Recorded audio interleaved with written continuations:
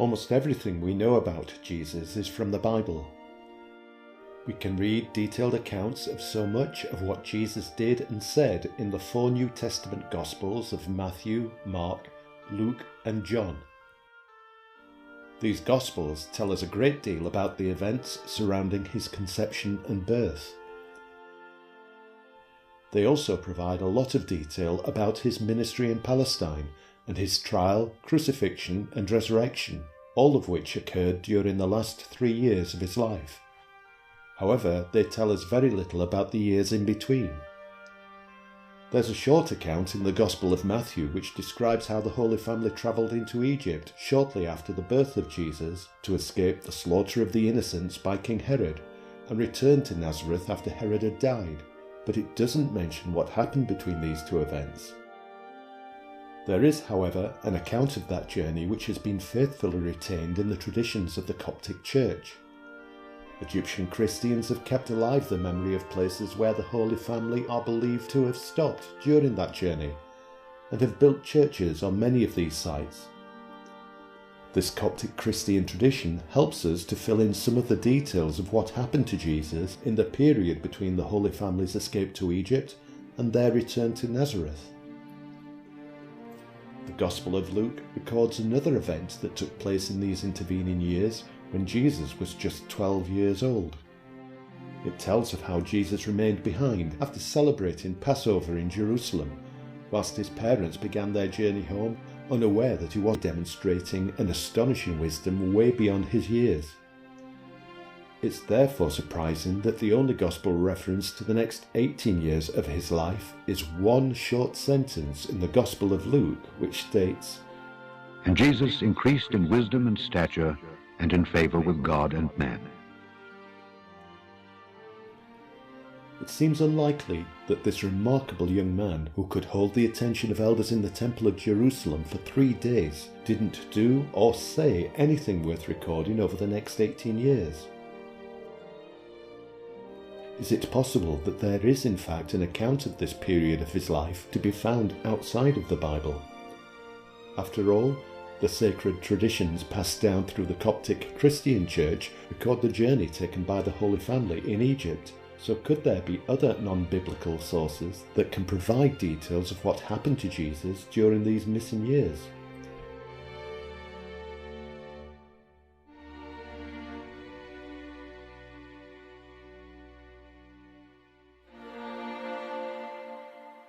In 1887, a Russian explorer and writer named Nicholas Notovich made a remarkable discovery which appeared to throw a new light onto those missing years.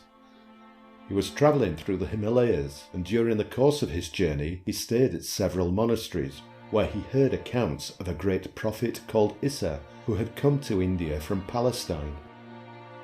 One Buddhist monk described Issa as one who was greater than any one of all the Dalai Lamas, and who constituted part of the spirituality of our Lord. He told Notovich that Issa had travelled from Palestine and lived and preached in India for many years before returning to his homeland. There he was tortured and put to death, but his teaching had been embraced and spread worldwide by the descendants of those who killed him. Notovich was astonished by this revelation. It was clear from these statements that the monk was implying that this prophet Issa was actually Jesus. Could it really be true that Jesus had travelled to India? It certainly seemed possible, especially since Issa was the Arabic version of the Hebrew name Yeshua, from which we derived the name Jesus. Notovich then travelled into the Himalayas, where he visited Hemis Monastery, the largest Buddhist monastery in Ladakh. He arrived during a festival and witnessed a performance of music and dance. When this had ended, a chief lama invited Notovich to join him for some refreshments. They talked together, at first discussing the performance which they had just witnessed, but eventually Notovich brought up the subject of the prophet Issa. The lama confirmed that the story of Issa was true, and revealed that there were over 80,000 ancient scrolls held in Lhasa Monastery, the residence of the Dalai Lama in Tibet. Many of these recorded the lives of Buddhist saints, including Issa. He explained that these were written in Pali, the sacred language of Buddhism, and that it was the custom that when a student monk visited Lhasa, he would make translated copies of one or more sacred scrolls, which he would then donate to his convent on his return. The monk claimed that the library at Hemis contained many of these copies, including several which described the life and acts of the Buddha Issa. He told Notovich that should he ever return to the monastery, he would find these scrolls and show them to him. That return visit happened much sooner than anyone expected. A few days after leaving the monastery to continue his journey, Notovich fell from his horse and broke his leg. He returned to Hemis, where the monks kindly allowed him to stay whilst he recovered from his injury. During the course of his convalescence, the Chief Lama brought 2 large bound volumes to him, yellowed by time, and he read out various verses which related to Issa. These verses were translated from Tibetan by Notovich's interpreter, revealing an extraordinary account of the life of Jesus as preserved in ancient Tibetan sacred scrolls.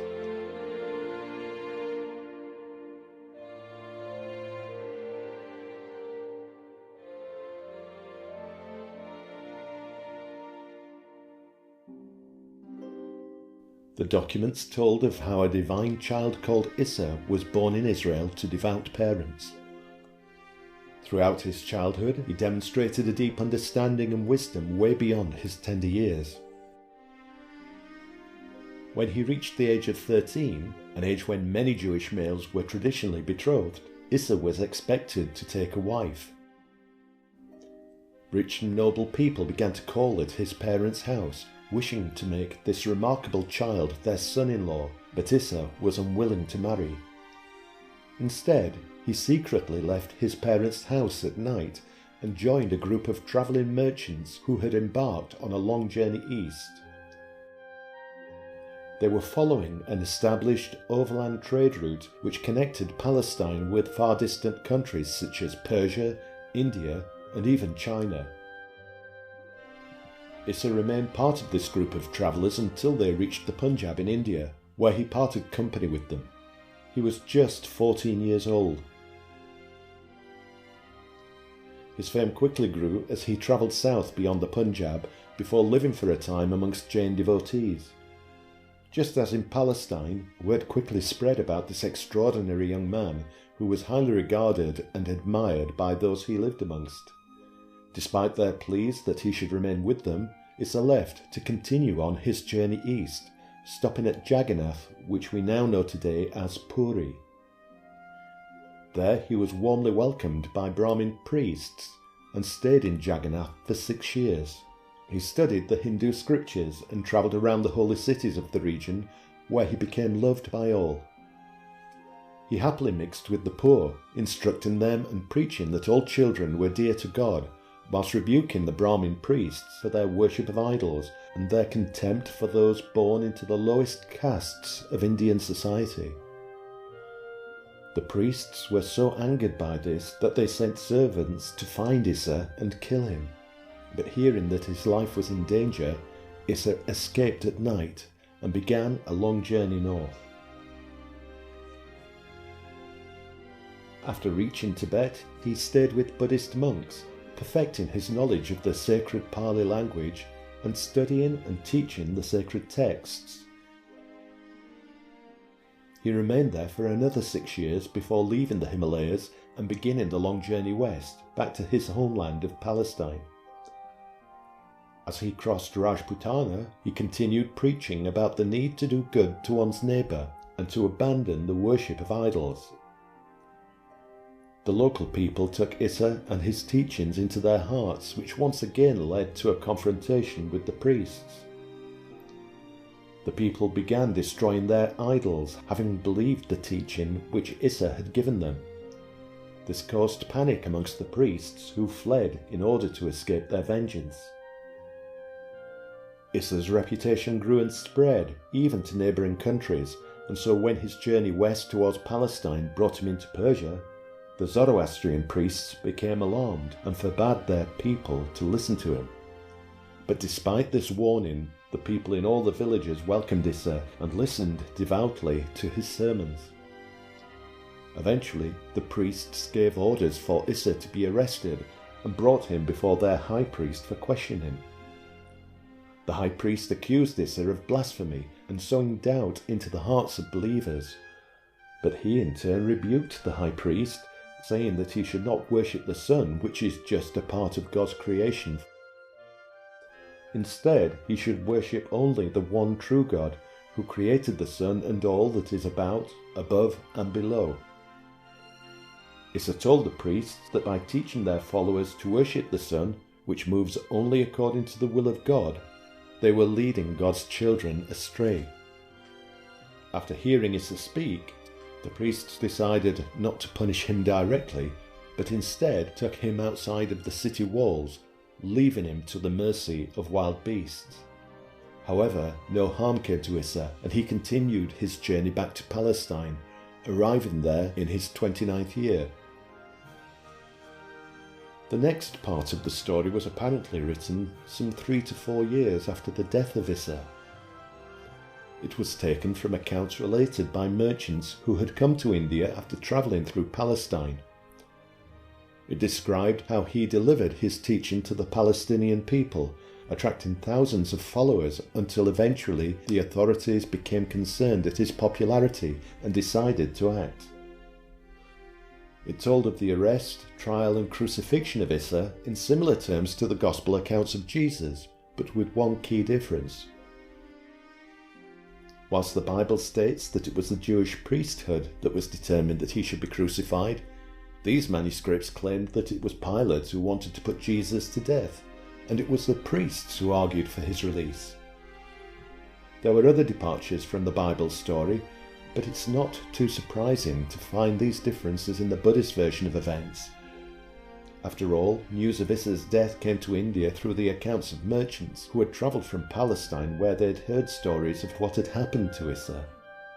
The version of events these merchants heard and later retold may well have been tainted with a particular bias, especially since the story was being relayed by people of different creeds and cultures. However, in spite of these differences, it was very clear to Notovich that this prophet Issa, whose life was recorded in the Buddhist scrolls, was indeed Jesus Christ. Through these manuscripts, he'd made an extraordinary discovery of what had happened to Jesus during the Gospel's missing years.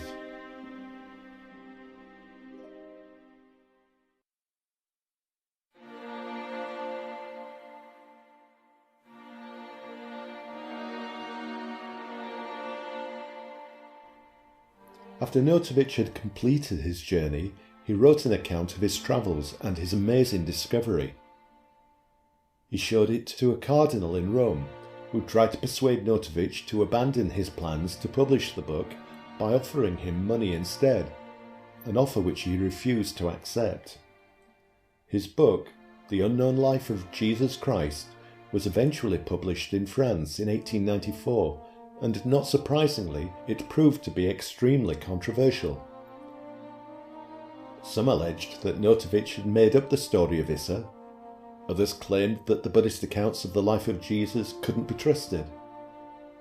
And there were even those who claimed that Notovich hadn't travelled to Ladakh and questioned whether there was even a place called Hemis Monastery in the town of Leh. One of the most damning critiques of the book came in an article titled The Alleged Sojourn of Christ in India, written by Professor Max Muller of Oxford University, a renowned scholar with a keen interest in sacred texts from the East. Muller formed an initial impression that the book was a fraud, an impression that appeared to be confirmed when local English officers made on-the-spot inquiries in Ladakh on Muller's behalf. They reported that no Russian by the name of Notovich had passed through Leh, and there was no record of any traveller resting in Hemis Monastery while recovering from a broken leg.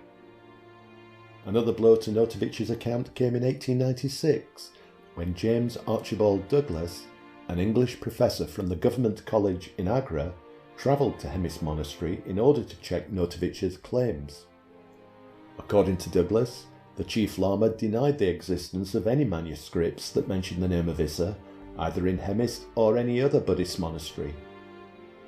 He also claimed that during his 15 years as Chief Lama in Hemis, a period which covered Notovic's visit, no one had been allowed to translate any of the monastery's manuscripts.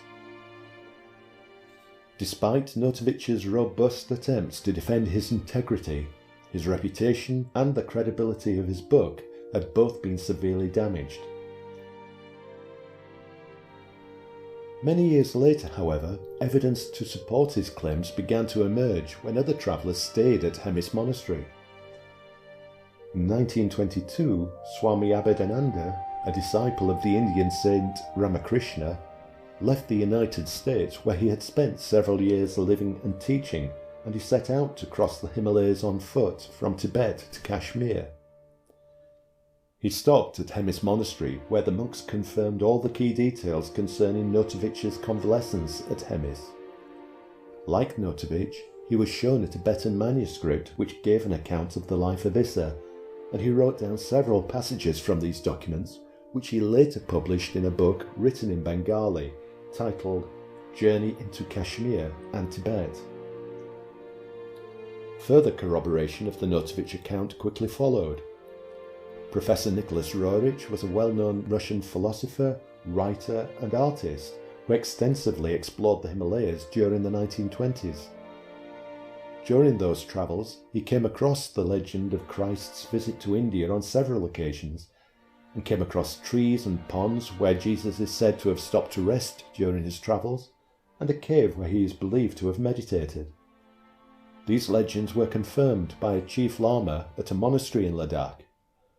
There he was shown a manuscript containing many of the passages that Notovic and Abhedananda had recorded, as well as other texts, one of which told of how Jesus was welcomed to Tibet by a Buddhist sage named Mingtse, and how he taught and healed the sick in Ladakh. And a third confirmation of the existence of the scrolls came in 1939, when Gloria Gask, who was head of the International Fellowship of Faith, travelled to Tibet to study Buddhism with her friend Elizabeth Kaspari.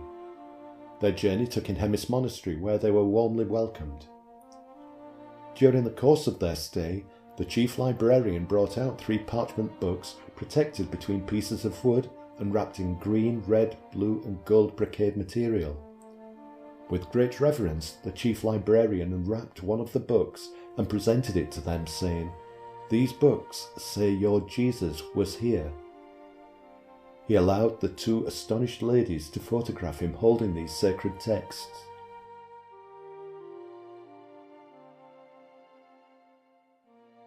So is it true that there are Buddhist manuscripts that document the life of Issa, and if there are, is their story of Issa to be believed?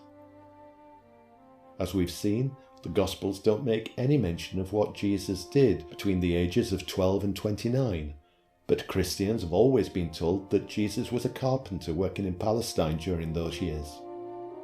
Clearly, the Buddhist story of Jesus' journey into the East completely overturns that 2,000-year-old Christian tradition. So is it really possible that, unlikely as it may seem, Jesus did indeed travel through Persia, India and Tibet? There are several reasons why we might choose to question this account. Can we be sure that the Buddhist manuscripts definitely exist? After all, as we've already seen, there have been occasions when the Chief Lama himself has denied their existence.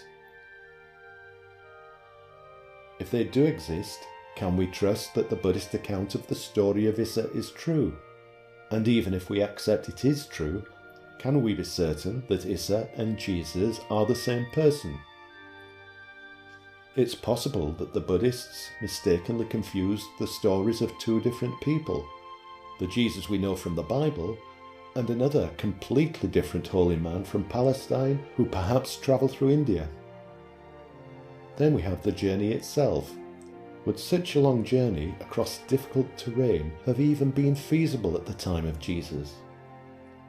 And finally, would a devout son such as the 13-year-old Jesus really have left home to travel alone in strange lands for 16 years, leaving behind his devoted parents, family and friends. Let's examine these one by one. If Nicholas Notovich had chosen anyone to corroborate his story, he couldn't have asked for better witnesses than those who followed him to Hemis. Swami Abhedananda had spent many years living and travelling through India as a monk before coming to the West to teach the Vedanta Hindu philosophy. He was highly regarded as one of the most remarkable spiritual and cultural ambassadors of India to the outside world. Professor Nicholas Roerich was a renowned artist, writer, philosopher and mystic who was nominated 3 times for the Nobel Peace Prize in recognition of his efforts to promote international peace through art and culture. And Gloria Gask was the head of the British branch of the International Fellowship of Faith, an organisation formed to promote an alliance between spiritual seekers, whilst Elizabeth Kaspari founded Montessori schools and training centres throughout the United States. Now, we might not know a great deal about the character and integrity of Nicholas Notovich, but it's clear that those who confirmed his story had impeccable reputations. It's hard to imagine that any one of these people would have made fraudulent claims about seeing the sacred Buddhist manuscripts covering the story of Issa, let alone all of them. It's still intriguing, however, that these later visitors to Hemis should have been shown the Issa manuscripts when attempts by Muller and Douglas to verify their existence were met with firm denials.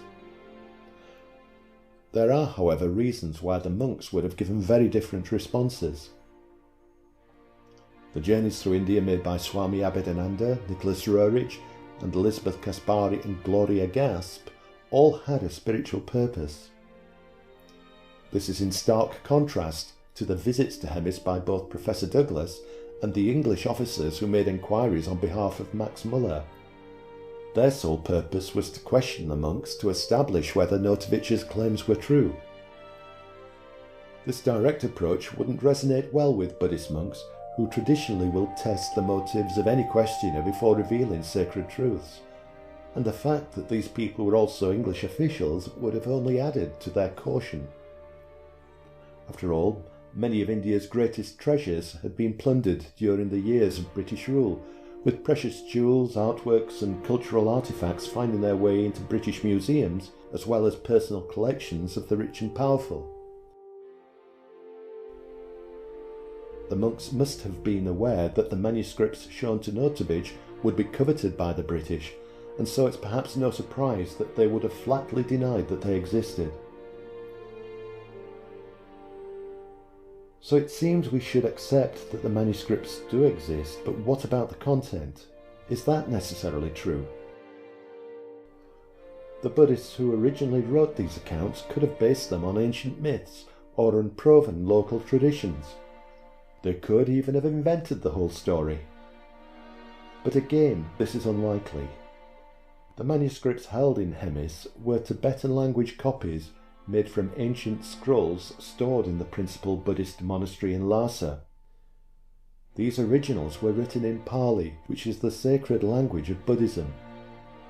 It's inconceivable that Buddhist monks would have recorded the story of Issa in that sacred language if there had been any doubt that it was an accurate account of the life of a deeply revered Buddhist saint. So we can be quite sure that the Buddhist monks believed their story of Issa's life to be true.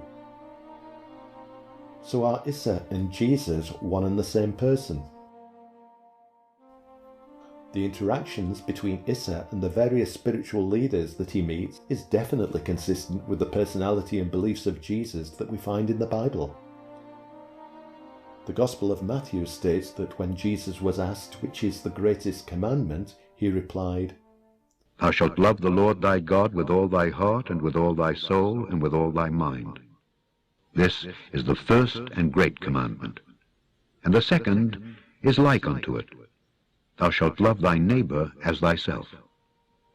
The story of Issa shows his commitment to upholding these commandments and his courage in standing up to priests who violated them through their teachings and actions.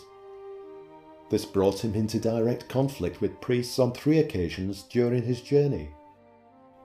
Jagannath, the The Brahmin priests tried to have him killed when he rebuked them for worshipping idols rather than the one true God, and for their mistreatment of the poor. Priests in Rajputana also wanted to take vengeance against him when they found he was preaching about the need to do good to one's neighbour and encouraging the people to abandon their idols. And in Persia, when he was accused and brought before the Zoroastrian high priest, Issa had the courage to denounce their worship of the sun, accusing the priests of leading people away from God.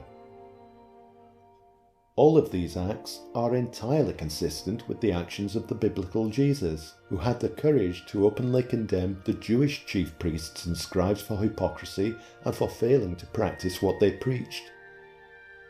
Like the priests who he'd met on his travels, they conspired to have him killed, this time culminating in the crucifixion. So the accounts of Issa and Jesus show them to be characters with the same spiritual principles, the same courage, and the same willingness to directly oppose any priesthood that was leading their followers astray. This makes it very likely that Issa and Jesus are indeed the same person. Is it realistic that he could have travelled such a huge distance to these far distant lands?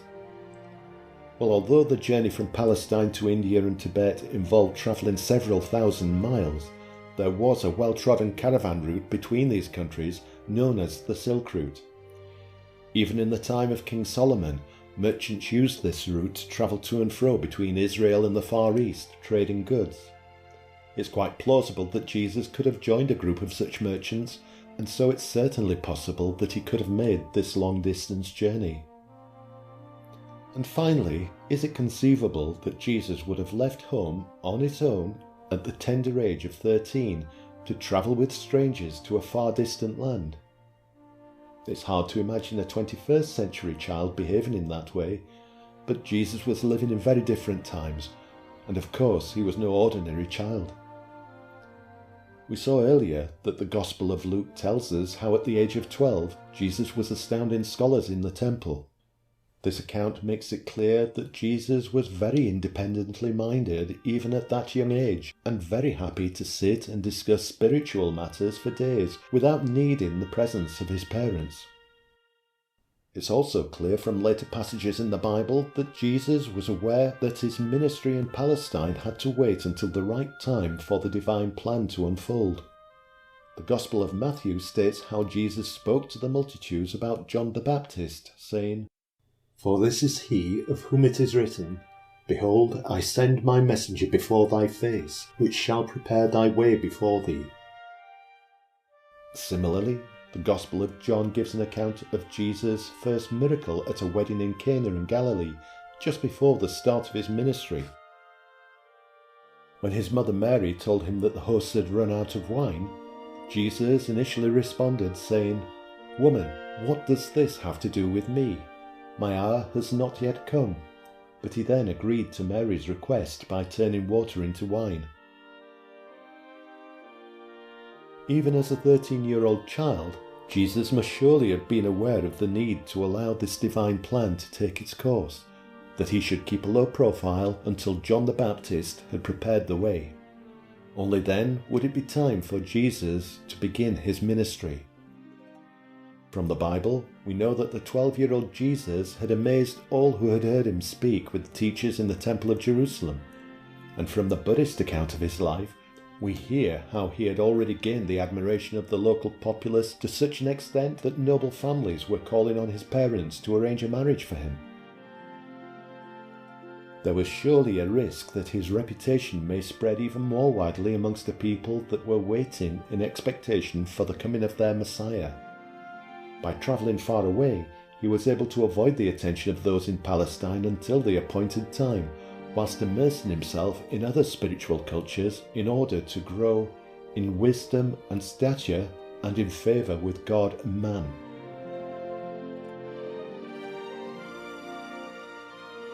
The evidence strongly suggests that the Buddhist account of the life of Issa is indeed a true account of the years which Jesus spent travelling in the East, and fills in the large gap in the biblical account of his life. But one mystery does remain, however. If this is true, why isn't this story taught to Christians? Catholic children have traditionally been raised to believe that theirs was the only true faith and that the religions followed in the East were pagan. It clearly would have been impossible for the Church to maintain that position whilst at the same time teaching that Jesus spent more than half his life living amongst the priests and followers of those religions. And of course, if the Vatican did know about his journey east, they certainly wouldn't have any wish to reveal it. There has, however, been a change in attitude amongst the church hierarchy in recent years. Indeed, in 2018, the Pope hosted a conference involving representatives of the Buddhist, Hindu, Sikh and Jain religions. He's urged Buddhists and Catholics to come closer to advance in knowledge of one another and in esteem for their respective spiritual traditions, and offer the world a witness to the values of justice, peace, and the defence of human dignity. Who knows, perhaps the day will come when the Church itself will tell the story of how Jesus spent his time during those missing years from the Bible.